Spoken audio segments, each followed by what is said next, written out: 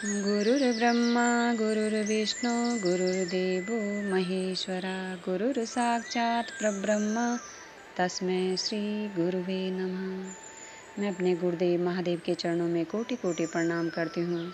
माँ भवानी के चरणों में कोटि कोटि प्रणाम करती हूँ।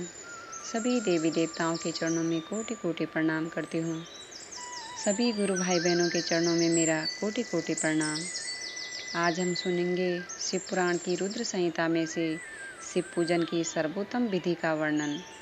ब्रह्मा जी कहते हैं, अब मैं पूजा की सर्वोत्तम विधि बता रहा हूँ, जो समस्त अभिष्ट तथा सुखों को सुलभ कराने वाली है। देवताओं तथा ऋषियों, तुम ध्यान देकर सुनो। उपासक को चाहिए कि वह ब्रह्म मुहूर्त में शयन से उठकर जगदम्बा पार्वती सहित भगवान शिव का स्मरण करें तथा हाथ जोड़कर मस्तक झुकाकर भक्तिपूर्वक उनसे प्रार्थना करें। देवेश्वर उठिए, उठिए, मेरे हृदय मंदिर में शयन करने वाले देवता उठिए। उमाकांत उठिए और ब्रह्मांड में सबका मंगल कीजिए। मैं धर्म को जानता हूँ, किंतु मेरी उसमें प्रवृत्ति नहीं होती। मैं अधर्म को जानता हूँ, परंतु मैं उससे दूर नहीं हो पाता। महादेव, आप मेरे हृदय में स्थित होकर मुझे जैसी प्रेरणा देते हैं, वैसा ही मैं करता हूँ।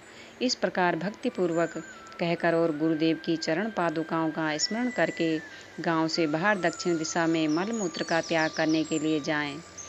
मल त्याग करने के बाद मिट्टी और जल से धोने के द्वारा शरीर की शुद्धि करके दोनों हाथों और पैरों को धोकर दातुन करें। सूर्योदय होने से पहले ही दातुन करके मुंह को 16 बार जल की अंजुलियों से धोएं। देवताओं तथा ऋषियों, षष्ठी, प्रतिपदा, अमावस्या और नवमी तिथियों तथा रविवार के दिन शिव भक्त को यत्नपूर्वक दातुन को त्याग देना चाहिए। अवकाश के अनुसार नदी आदि में जाकर अथवा घर में ही भली भांति स्नान करे। मनुष्य को देश और काल के विरुद्ध स्नान नहीं करना चाहिए। रविवार, श्राद्ध, संक्रांति, ग्रहण, महादान, तीर्थ, उपवास दिवस अथवा अशौच प्राप्त होने पर मनुष्य गर्म जल से स्नान न करें। शिव भक्त मनुष्य तीर्थ आदि में प्रभा के सम्मुख होकर स्नान करे। जो नहाने के पहले तेल लगाना चाहे, उसे विहित एवं निषिद्ध दिनों का विचार करके ही तैलाभ्यंग करना चाहिए।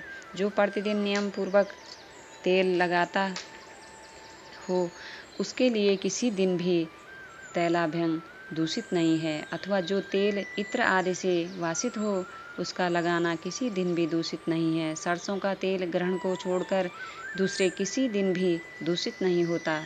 इस तरह देश काल का विचार करके ही विधि पूर्वक स्नान करें। स्नान के समय अपने मुख को उत्तर अथवा पूर्व की ओर रखना चाहिए। उच्छिष्ट वस्त्र का उपयोग कभी ना करें। शुद्ध वस्त्र से इष्ट देव के स्मरण पूर्वक स्नान करें।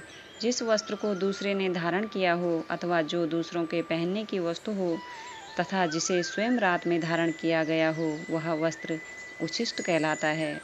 उससे तभी स्नान किया जा सकता है जब उसे धो लिया गया हो।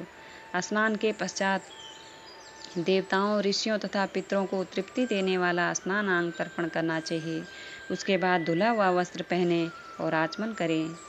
द्विजोतमो तदंतर गोबर आदि से लीप पोत कर स्वच्छ किए हुए शुद्ध स्थान में जाकर वहाँ सुंदर आसन की व्यवस्था करें। वह आसन विशुद्ध काष्ठ का बना हुआ, पूरा फैला हुआ तथा विचित्र होना चाहिए। ऐसा आसन संपूर्ण अभिष्ट तथा फलों को देने वाला है। उसके ऊपर बिछाने के लिए यथा योग्य मृग चर्म आदि ग्रहण करे। शुद्ध बुद्धि वाला पुरुष उस आसन पर बैठकर भस्म से त्रिपुंड लगाएं। त्रिपुंड से जप, तप तथा दान सफल होता है। भस्म के अभाव में त्रिपुंड का साधन जल आदि बताया गया है। इस तरह त्रिपुंड करके मनुष्य रुद्राक्ष धारण करें और अपने नित्य कर्म का संपादन करके फिर शिव की आराधना करें। तत्पश्चात 3 बार मंत्रोच्चारण पूर्वक आचमन करें। फिर वहाँ शिव की पूजा के लिए अन्न और जल लाकर रखें। दूसरी कोई भी जो वस्तु आवश्यक हो, उसे यथाशक्ति जुटाकर अपने पास रखें। इस प्रकार पूजन सामग्री का संग्रह करके वहाँ धैर्यपूर्वक स्थिर भाव से बैठें। फिर जल, गंध और अक्षत से युक्त एक अर्धपात्र लेकर उसे दाहिने भाग में रखें। उससे उपचार की सिद्धि होती है।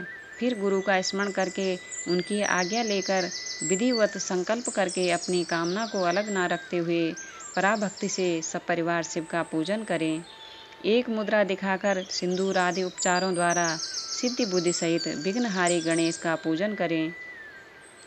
लक्ष्य और लाभ से युक्त गणेश जी का पूजन करके उनके नाम के आदि में प्रणव तथा अंत में नमः जोड़कर नामक के साथ चतुर्थी विभक्ति का प्रयोग करते हुए नमस्कार करें। ओम गणपतये नमः अथवा ओम लक्ष्य लाभयुताय सिद्धि बुद्धि सहिताय गणपतये नमः। तदंतर उनसे क्षमा प्रार्थना करके पुनः भाई कार्तिकेय सहित गणेश जी का पराभक्ति से पूजन करके उन्हें बारंबार नमस्कार करें। तत्पश्चात सदा द्वार पर खड़े रहने वाले द्वारपाल महोदय का पूजन करके सती साध्वी गिरिराज नंदिनी उमा की पूजा करें। चंदन कुमकुम तथा धूप दीप आदि अनेक उपचारों तथा नाना प्रकार के नैवेद्यों से शिव का पूजन करके नमस्कार करने के पश्चात साधक शिव जी के समीप जाए। यथासंभव अपने घर में मिट्टी, सोना, चांदी, धातु या अन्य पारे आदि की शिव प्रतिमा बनाएं और उसे नमस्कार करके भक्तिपरायण हो उसकी पूजा करें। उसकी पूजा हो जाने पर सभी देवता पूजित हो जाते हैं। मिट्टी का शिवलिंग बनाकर विधि पूर्वक उसकी स्थापना करें। अपने घर में रहने वाले लोगों को स्थापना संबंधी सभी नियमों का सर्वथा पालन करना चाहिए। बुद्धि भूत शुद्धि एवं मात्र का न्यास करके प्राण प्रतिष्ठा करें। शिवालय में दिक्पालों की भी स्थापना करके उनकी पूजा करें। घर में सदा मूल मंत्र का प्रयोग करके शिव की पूजा करनी चाहिए। वहाँ द्वारपालों के पूजन का सर्वथा नियम नहीं है। भगवान शिव के समीप ही अपने लिए आसन की व्यवस्था करें। उस समय उत्तराभिमुख बैठकर फिर आचमन करें। उसके बाद दोनों हाथ जोड़कर तब प्राणायाम करें। प्राणायाम काल में मनुष्य को मूल मंत्र की 10 आवृत्तियाँ करनी चाहिए। हाथों से 5 मुद्राएं दिखाए, यह पूजा का आवश्यक अंग है। इन मुद्राओं का प्रदर्शन करके ही मनुष्य पूजा विधि का अनुसरण करें। तदंतर वहाँ दीप निवेदन करके गुरु को नमस्कार करें और पद्मासन या भद्रासन बांधकर बैठें अथवा उत्तानासन या पार्याकाशासन का आश्रय लेकर सुखपूर्वक बैठें और पुनः पूजन का प्रयोग करें। फिर अर्धपात्र से उत्तम शिवलिंग का प्रक्षालन करें। मन को भगवान शिव से अन्यत्र न ले जाकर पूजा सामग्री को अपने पास रखकर निम्नांकित मंत्र समूह से महादेव जी का आह्वान करें। कैलास शिखरस्थम च पार्वती पति मुतमम यथोक्त रूपिणम शंभुम निर्गुणम गुणरूपिमं पंचवक्त्रम दशभुजम त्रिनेत्रम वृषभध्वजम कर्पूरगौरम दिव्यांगम चंद्रमौलिम कपिर्दनम व्याघ्रचर्मोत्तरीयं च गजचर्मांबरम शुभम वासुक्यादिपरितांगम पिनाकध्यायुधावित्तमं सिद्धो यष्टो च यस्याग्रे नित्याहन्तेन निरंतरम जय जयेति शब्दैश्च सेवितं भक्तपूज्यकैः तेजसः दुःसह नैव दुर्लक्ष्यं देव सेवितं शरणं सर्वसत्तावानं प्रसन्नमुखपङ्कजं वेदैः शास्त्रैरर्थागीतं विष्णुब्रह्मनुतं सदा भक्तवत्सल मानदं शिवमावाहम्यहम्। जो कैलाश के शिखर पर निवास करते हैं, पार्वती देवी के पति हैं, समस्त देवताओं से उत्तम हैं, जिनके स्वरूप का शास्त्रों में यथावत वर्णन किया गया है, जो निर्गुण होते हुए भी गुण रूप हैं, जिनके 5 मुख 10 भुजाएं और प्रत्येक मुखमंडल में 3-3 नेत्र हैं, जिनकी ध्वजा पर वृषभ का चिन्ह अंकित है, अंग कांति कपूर के समान गौर है, जो दिव्य रूपधारी चंद्रमा रूपी मुकुट से सुशोभित तथा सिर पर जटाजूट धारण करने वाले हैं, जो हाथी की खाल पहनते हैं और व्याघ्र चर्म ओढ़ते हैं, जिनका स्वरूप शुभ है, जिनके अंगों में वासुकी आदि नाग लिपटे हुए रहते हैं, जो पिनाक आदि आयुध धारण करते हैं, जिनके आगे 8 सिद्धियां निरंतर नृत्य करती रहती है, भक्त समुदाय जय जयकार करते हुए जिनकी सेवा में लगे रहते हैं, दूसरा तेज के कारण जिनकी ओर देखना भी कठिन है, जो देवताओं से सेवित तथा संपूर्ण प्राणियों को शरण देने वाले हैं, जिनका मुखार बिंदु प्रसन्नता से खिला हुआ है, वेदों और शास्त्रों ने जिनकी महिमा का यथावत गान किया है, विष्णु और ब्रह्मा भी सदा जिनकी स्तुति करते हैं तथा जो परमानंद स्वरूप हैं, उन भक्तवत्सल शंभु शिव का मैं आह्वान करता हूँ। इस प्रकार सांब शिव का ध्यान करके उनके लिए आसन दे। चतुर्यंत पद से ही कर्मशः सब कुछ अर्पित करें। यथा सांबव सदा शिवाय नमः आसनम समर्पयामि इत्यादि आसन के पश्चात भगवान शंकर को पद्म और अर्घ्य दें। फिर परमात्मा शंभु को आचमन कराकर पंचामृत संबंधी द्रव्यों द्वारा प्रसन्नतापूर्वक शंकर को स्नान कराएं। वेद मंत्रों अथवा समंत्रक चतुर्थ नाम पदों का उच्चारण करके भक्तिपूर्वक यथा योग्य समस्त द्रव्य भगवान को अर्पित करें। अभिष्ट द्रव्य को शंकर के ऊपर चढ़ाएं। फिर भगवान शिव को वारुण स्नान कराएं। स्नान के पश्चात उनके श्री अंगों में सुगंधित चंदन तथा अन्य द्रव्यों का यत्नपूर्वक लेप करें। फिर सुगंधित जल से ही उनके ऊपर जलधारा गिराकर अभिषेक करें। वेद मंत्रों, षष्टांगों तथा शिव के 11 नामों द्वारा यथावकाश जलधारा चढ़ाकर वस्त्र से शिवलिंग को अच्छी तरह पोंछें। फिर आचमनार्थ जल दें और वस्त्र समर्पित करें। नाना प्रकार के मंत्रों द्वारा भगवान शिव को तिल, जौ, गेहूं, मूंग और उड़द अर्पित करें। फिर 5 मुख वाले परमात्मा शिव को पुष्प चढ़ाएं। प्रत्येक मुख पर ध्यान के अनुसार यथोचित अभिलाषा करके कमल, शतपत्र, शंख पुष्प, कुश पुष्प, धतुर, मंदार, द्रोण पुष्प, गुमा, तुलसी दल तथा बिल्व पत्र चढ़ाकर प्राभक्ति के साथ भक्तवत्सल भगवान शंकर की विशेष पूजा करें। अन्य सब वस्तुओं का अभाव होने पर शिव को केवल बिल्व पत्र ही अर्पित करें। बिल्व पत्र समर्पित होने से ही शिव की पूजा सफल होती है। तत्पश्चात सुगंधित चूर्ण तथा सुवासित उत्तम तैल विविध वस्तुएं बड़े हर्ष के साथ भगवान शिव को अर्पित करें। फिर प्रसन्नतापूर्वक गुग्गल और अगुर आदि की धूप निवेदन करें। तदंतर शंकर जी को घी से भरा हुआ दीपक दें।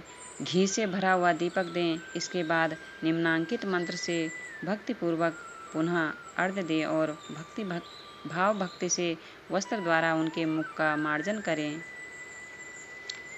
अर्घ्य मंत्र। रूपम देहि यशो देहि भोगम देहि च शंकरः मुक्तिफलम देहि गृहीत्वार्थ्य नमस्तुस्ते। प्रभु शंकर, आपको नमस्कार है।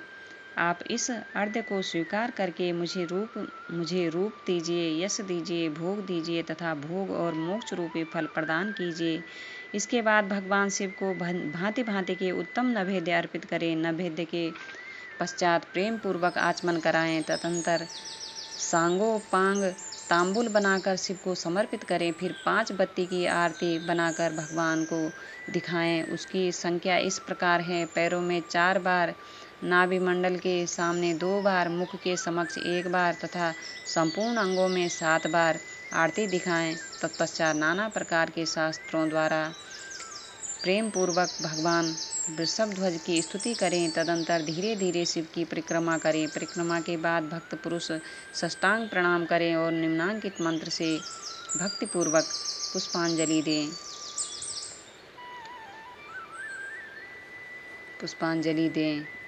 पुष्पांजलि मंत्र।